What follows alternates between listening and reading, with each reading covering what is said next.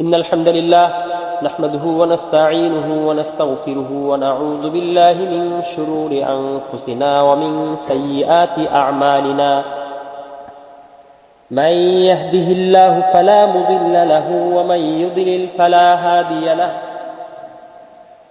وأشهد أن لا إله إلا الله وحده لا شريك له رسوله أعوذ بالله من الشيطان الرجيم بسم الله الرحمن الرحيم إن الذين آمنوا وعملوا الصالحات وأقاموا الصلاة وآتوا الزكاة لهم أجرهم عند ربهم ولا خوف عليهم ولا هم يحزنون الحمد لله দারসুল ঈমানের গত পর্বে আমরা আলোচনা করেছিলাম ঈমানের বিভিন্ন বিষয় নিয়ে। বেশ কিছু পর্বে আমরা এই বিষয় নিয়ে আলোচনা করেছি। সর্বশেষ পর্বের শেষের দিকে আমরা ঈমানের মূল এবং শাখা সম্পর্কে কিছু কথা বলেছি। তো ঈমানের মূল এবং শাখা বা দ্বীনের মৌলিক বিষয় বা দ্বীনের মূল এবং শাখা, এটা নিয়ে আমরা কিছুটা আলোচনা করেছি। লা ইলাহা ইল্লাল্লাহ এবং এর উপর ভিত্তি করে দ্বীনের সকল ইবাদত আমল, এগুলো হচ্ছে দ্বীনের অংশ, ঈমানের অংশ, ব্যাপক অর্থে ঈমানেরও অংশ। তো আমাদেরকে দ্বীনের মৌলিক বিষয়গুলো সঠিকভাবে ধারণ করতে হবে বা দ্বীনের সকল বিষয়ই ধারণ করতে হবে, কারণ কোনো বিষয়ই কম গুরুত্বপূর্ণ না, তবে একটা আরেকটা থেকে বেশি গুরুত্বপূর্ণ। তো আমরা দ্বীনের মৌলিক বিষয়গুলো কি সেগুলো নিয়ে এক বাক্যে কয়েকটা কথা বলি। সেটা হচ্ছে যে ঈমান এবং এর বিষয়সমূহ বিশ্বাস করতে হবে, ধারণ করতে হবে। দ্বীনের লক্ষ্য উদ্দেশ্য কি? আল্লাহর দ্বীনকে পৃথিবীতে বিজয়ী করা এবং পরকালীন মুক্তি, প্রত্যেক মুসলিমের মুমিনের পরকালীন মুক্তি, জান্নাত লাভ করা। এবং এই লক্ষ্যে প্রত্যেক ব্যক্তিকে কোরআনে যা কিছু হতে বলা হয়েছে, যেমন মুমিন হতে বলা হয়েছে, এটা হচ্ছে কাঙ্ক্ষিত, মানে হতে হবে মুমিন, মুসলিম, রহমানের বান্দা, মুত্তাকি, এই যে ধরনের যত বিষয় আছে যেগুলো কিতাবুল্লাহ ও সুন্নতে রাসূলের মধ্যে আমাদের কাছে কাঙ্ক্ষিত রূপে উপস্থাপন করা হয়েছে যে এগুলো হওয়া উচিত, এই বিষয়গুলো কিন্তু মূল, এগুলো গুরুত্বপূর্ণ এবং খুব মৌলিক বিষয়। তো এক্ষেত্রে আমরা একটা কথা বলে রাখবো, সেটা হচ্ছে যে ঈমান এবং ইসলামের দাবি, যেমন আমরা নিজেদেরকে মুসলিম বলে দাবিও করব, আবার মুসলিম হিসাবে আমলও করব, ইসলামের পথে চলব। নিজেদেরকে আমরা মুমিন হিসাবে বিশ্বাস করব বা মুমিন হিসাবে নিজেদেরকে আমরা দাবি করতে পারব এবং ঈমানের পথে চলতে হবে। যেমন কোরআনে এসেছে ওয়ানাহনু লাহু মুসলিমুন, আমরা তার প্রতি আত্মসমর্পণকারী। তো আমাদের প্রকৃত অর্থে এটা দাবি করা মূল বিষয় না, অবশ্যই এটা পরিচয় দিতে হবে, কিন্তু মূল বিষয় হচ্ছে যে ঈমান এবং ইসলামের উপর থাকা। আল্লাহ রাব্বুল আলামিন মুমিন হতে বলেছেন, মুমিন হও, মুমিন হওয়ার চেষ্টা করো, প্রকৃত মুমিন হওয়ার চেষ্টা করো। সূরা বাকারা প্রথম 5 আয়াত, 177 নম্বর আয়াত, তারপরে সূরা মুমিনুনের প্রথম দিকে মুমিনদের গুণাবলী আসছে, সূরা আনফালে আসছে, সূরা তাওবাতে আসছে, সূরা মুজাদালার মধ্যে আসছে, সূরা রহমানের গুণাবলী আসছে সূরা ফুরকানের মধ্যে। তো এই যে মুমিন, মুত্তাকি, মুসলিম হওয়ার জন্য যে ধরনের গুণাবলীর কথা বলা হয়েছে, সেই গুণাবলী অর্জন করতে হবে। অর্থাৎ প্রকৃতপক্ষে আমাদেরকে মুমিন, মুত্তাকি, মুসলিম হতে হবে। এটা আসলে শুধু দাবি করলেও হয় না, এটা আসলে কাজের বিষয়, জানি আমরা আগেও আলোচনা করেছি। তো এগুলো হচ্ছে দ্বীনের মৌলিক বিষয় হিসাবে আমরা এইগুলোকে উল্লেখ করতে পারি।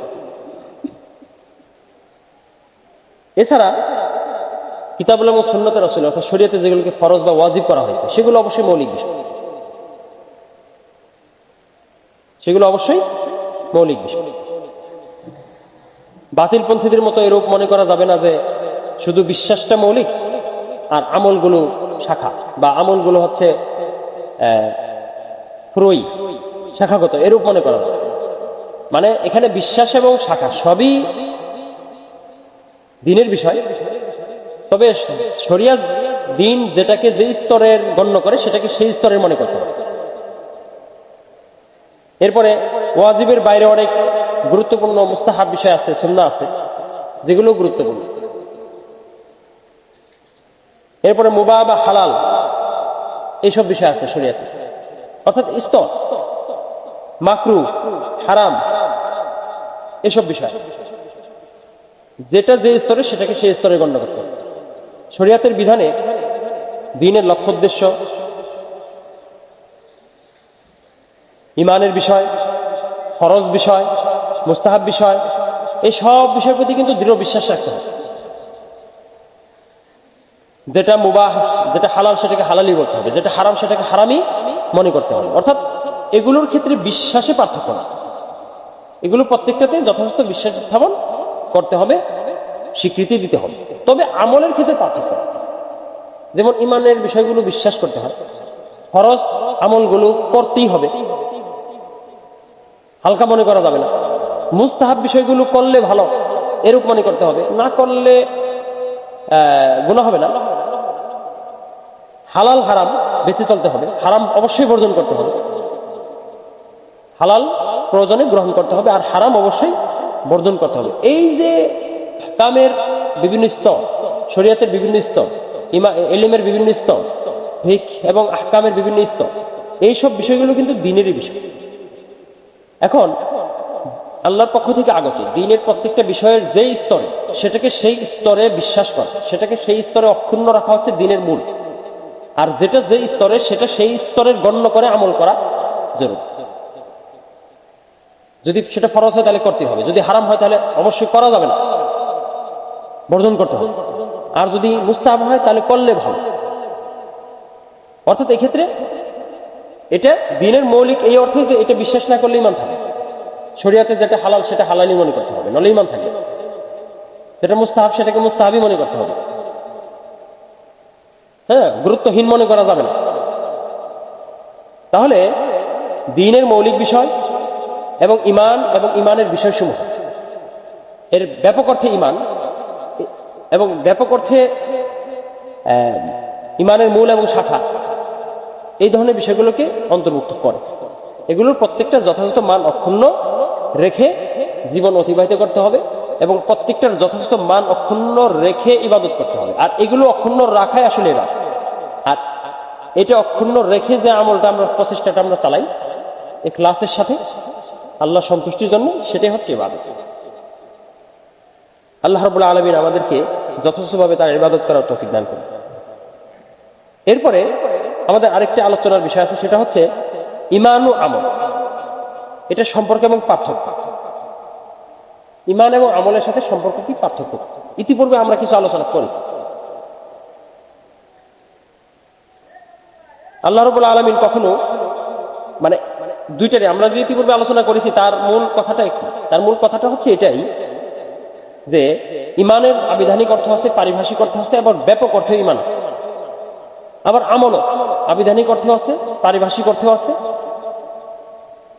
তো কখন কি অর্থে ব্যবহৃত হয় সেটা আমরা আলোচনা করেছিলাম ইতিপূর্বে। তো ওইটাকে আরেকটু স্পষ্ট করার জন্য আরো কয়েকটা কথা বলছি। যেটা পারিভাষিক অর্থে ঈমান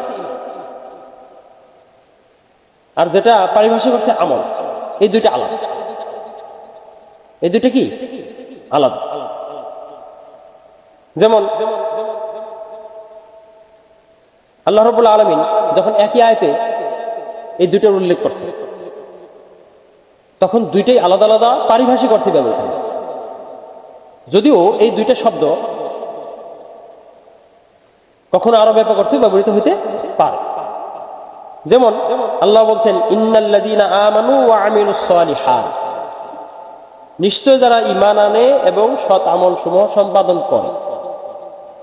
এখানে দুইটাই পারিভাষিক অর্থে ব্যবহৃত হয়েছে। এখানে ঈমান বলতে ঈমান,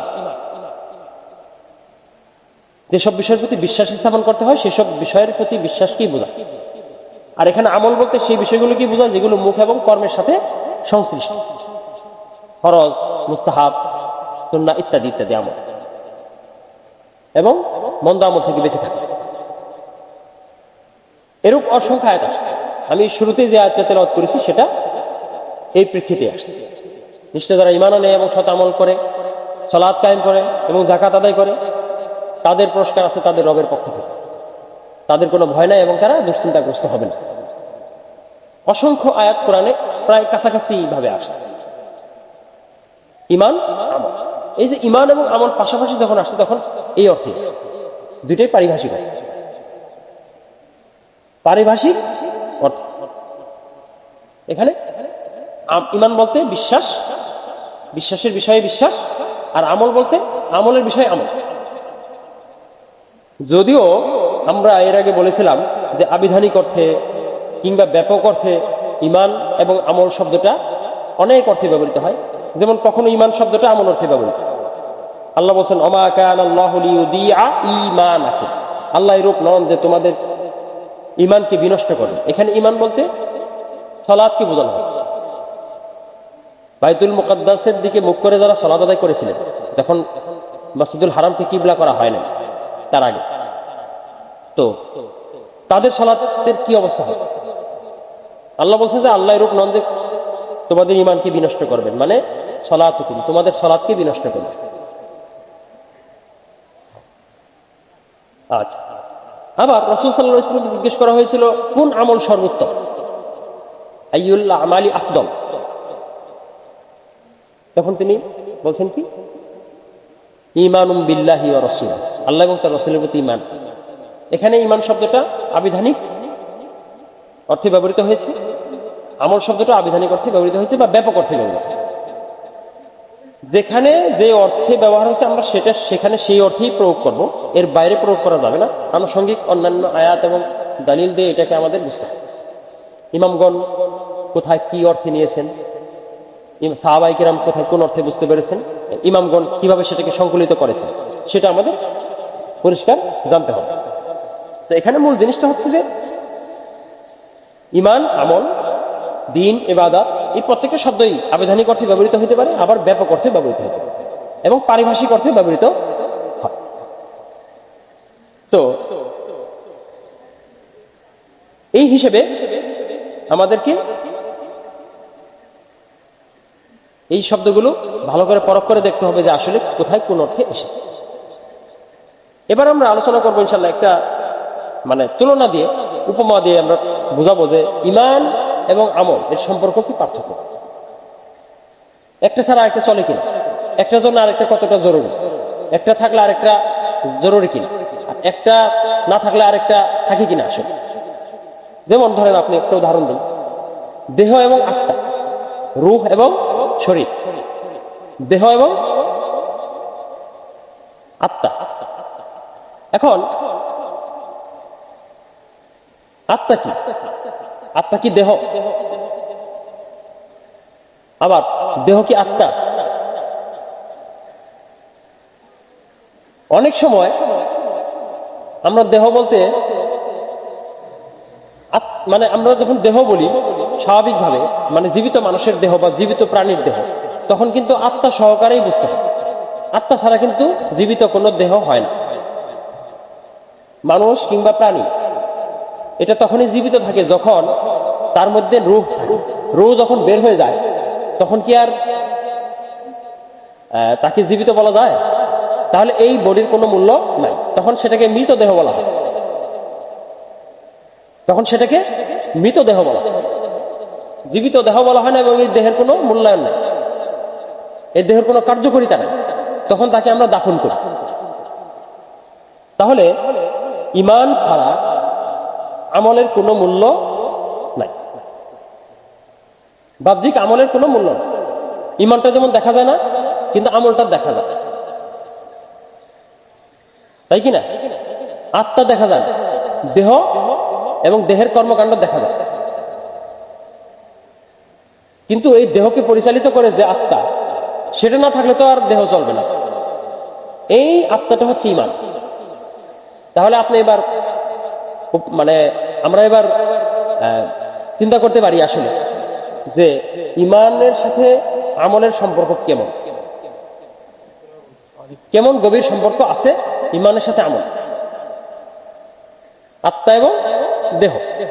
যে আত্মা না থাকলে দেহের কোনো দাম নাই, আসলে কোনো মূল্য নাই, কারণ দেহ আর কার্যকরিতা নাই, দেহের কোনো কার্যকরিতা নাই, দেহ সচল না, অচল হয়ে।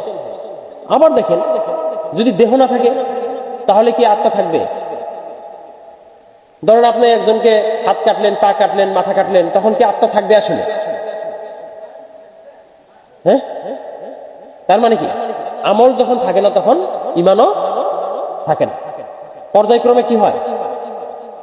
শেষ হয়। তাহলে ঈমান আর আমল যখন আলোচনা করা হয় তখন দুইটাকে পাশাপাশি আলোচনা করা হয়। এজন্য আল্লাহ রাব্বুল আলামিন কোরআনের অসংখ্য স্থানে পাশাপাশি বলেছে। কিন্তু এটা ঠিক যে ঈমানের শুরু আছে, ওটা হচ্ছে পারিভাষিক অর্থে ঈমান, ব্যাপক অর্থে না। ব্যাপক অর্থে ঈমানটা হচ্ছে দেহের সাথে সংশ্লিষ্ট, মানে আমলের সাথে সংশ্লিষ্ট, ব্যাপক অর্থে ঈমান। কিন্তু পারিভাষিক অর্থে ঈমান শুরু হবে, ঈমানের যাত্রা শুরু হয় পারিভাষিক অর্থে ঈমান দিয়ে। ঈমানের কিছু বিষয় আছে, সেগুলোর প্রতি বিশ্বাস স্থাপন করা, লা ইলাহা ইল্লাল্লাহ এটার ঘোষণা, এটার প্রতি বিশ্বাস, এগুলোর মাধ্যমেই হয়। তাহলে দেহ এবং আত্মার একটার সাথে আরেকটার সম্পর্ক আছে, পার্থক্য আছে। আমরা যখন বলি মাথা পিছু, তখন কি অর্থে বলি? জীবিত মানুষের মাথা, জীবিত ব্যক্তি বোঝাই আমরা। যখন কোনো ব্যক্তি মারা যায় তখন তার মাথা পিছু বলি না। আবার যখন কারো ধরেন মাথা কেটে ফেলা হয়েছে, তখন কি আপনি বলবেন মাথা পিছু? এটা তখন প্রযোজ্য হয় না। দেহের সাথে যখন মাথা থাকে তখন এটা প্রযোজ্য। আর ঈমানটা হচ্ছে আত্মা। আত্মা ছাড়া দেহ কল্পনা করা মানে জীবিত হয়, দেহ জীবিত থাকে না। আর দেহ ছাড়া আসলে আত্মার কল্পনা করা যায় না, দেখা যায় না, বা আত্মার কার্যকরিতা থাকে না। তবে রূহের জগতে কিন্তু আত্মা ছিল, আমরা সেই আলোচনা করতেছি, সেটা তো আমরা দেখি না, সেটা আল্লাহর কাছে, সেটা আল্লাহ তাআলার অসীম ক্ষমতা, তার অসীম জ্ঞানের সাথে তার অসীম জ্ঞানের মাধ্যমে তিনি সেটা আমাদেরকে জানিয়েছেন, তাই কি না? ওহীর মাধ্যমে তিনি জানিয়েছেন, আমরা সেটা বিশ্বাস করি। কিন্তু এই আত্মাটা প্রত্যেকটা গাছপালা, প্রত্যেকটা প্রাণী, এটার মধ্যে কি আছে? রূহ আছে, আত্মা আছে, জীবন আছে। তাহলে জীবন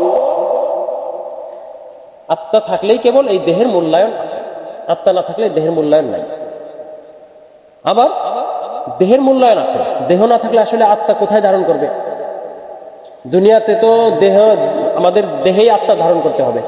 রূহটা দুনিয়াতে, দেহ ছাড়া তো আর রূহ দুনিয়াতে আসবে না, থাকবে না, তাই কি না? আবার এই রূহটা যখন কবজ করা হয়, জান কবজ করা হয়, তখন শুধু মানুষের দেহটা বাকি থাকে। তখন এই দেহটাকে আসলে আমরা প্রকৃত অর্থে মানব দেহ বলি না, জীবিত দেহ আর বলি না, এটা তখন মৃতদেহ। সুতরাং ঈমান এবং আমলের সাথে গভীর সম্পর্ক আছে। এই ঈমান এবং আমলের এই সম্পর্কটা সবসময় অক্ষুণ্ণ রাখতে হবে। এটা অক্ষুণ্ণ রাখলেই কেবল আমাদের যে আল্লাহর পক্ষ থেকে যে আদেশ, রূহ একটা আদেশ, আর আল্লাহর পক্ষ থেকে যে আদেশ নিষেধ আছে সেটা আমরা মানতে পারবো ইনশাআল্লাহ। ঈমান, ইলম, আমল, ইখলাস, এই যে এগুলো প্রচেষ্টা, এগুলোর কথা আমরা যে বলতেছি, ধৈর্য, এগুলোর কথা যে আমরা বলতেছি, এটা কিন্তু দেহের সাথে, দেহের মধ্যে যখন আত্মা থাকে তখনই এটা প্রযোজ্য, অন্যথায় এটা প্রযোজ্য হয়। তাহলে ঈমান এবং আমলের গভীর সম্পর্ক আমরা কিতাবুল্লাহ এবং সুন্নতে রাসূল থেকে জানতে পারি।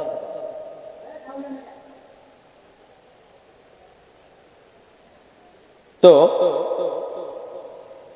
আল্লাহ রাব্বুল আলামিন আমাদেরকে ঈমান এবং আমল বোঝানোর জন্য যেভাবে কোরআন এবং সুন্নাতে দৃষ্টান্ত স্থাপন করেছে, আমরা সেই সমস্ত দৃষ্টান্ত মনোযোগ সহকারে অধ্যয়ন করবো ইনশাল্লাহ। এবং আমরা পর্যায়ে সবসময় ইমানের চর্চা করি। ইমানের চর্চা করার জন্য কিতাবুল্লাহ, সুন্নতে রাসূল, রাসূল সাল্লাল্লাহু আলাইহি ওয়াসাল্লামের জীবনী, নবীদের জীবনী, সাহাবায়ে কেরামের আলোচনা, জীবনী, তাদের জীবনধারা কিভাবে তারা পরিচালনা করেছেন, ইমান আকীদা সংক্রান্ত আলোচনা এবং মজলিস, জিকিরের মজলিস, দোয়ার মজলিস, এগুলো মানে দোয়া করা, এগুলোর মাধ্যমে ইমান বৃদ্ধি এবং এগুলো ইমান বৃদ্ধির।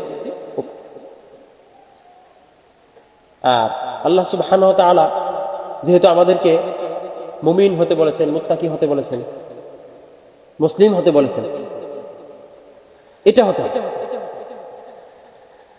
আল্লাহ তাআলা বলেন না যে অমুক দলের অন্তর্ভুক্ত হবে, মানে প্রচলিত আমরা যেটাকে দল বুঝি, কোন সংগঠন, কোন প্রতিষ্ঠান, এগুলোর অন্তর্ভুক্ত হইতে আল্লাহ তাআলা আদেশ করেন। আল্লাহ আদেশ করেছেন দ্বীন অনুসরণ করতে, মুমিন মুত্তাকি মুসলিম হইতে, আল্লাহর বান্দা হইতে।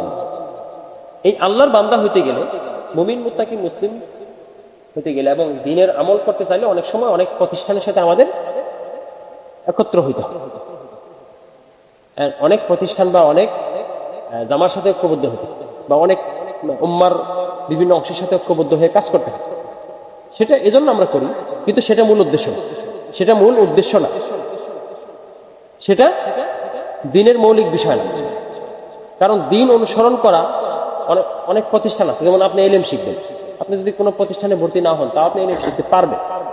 প্রত্যেকটা মানুষকে তো কিছু না কিছু জ্ঞান অর্জন করতেই হবে, কিন্তু প্রত্যেকটা মানুষ তো আর হাটহাজারিতে যায় পড়তে পারবে না, বা মদিনায় যায় পড়তে পারবে না। সুতরাং ওগুলো হচ্ছে প্রতিষ্ঠান, কেউ যদি ভালোভাবে জ্ঞান অর্জন করতে চায় সেগুলোর দরকার আছে, সেগুলো অবশ্যই দরকার আছে। কিন্তু এর অর্থ এটা না যে ওইটাই দ্বীন। কোন দল প্রতিষ্ঠানকে দ্বীন মনে করার দরকার নেই। দ্বীন হচ্ছে কিতাবুল্লাহ ও সুন্নতে রাসূলের পক্ষ থেকে যা আসছে, এটাই আল্লাহর পক্ষ থেকে, তার রাসূলের পক্ষ থেকে যা আসছে এটা।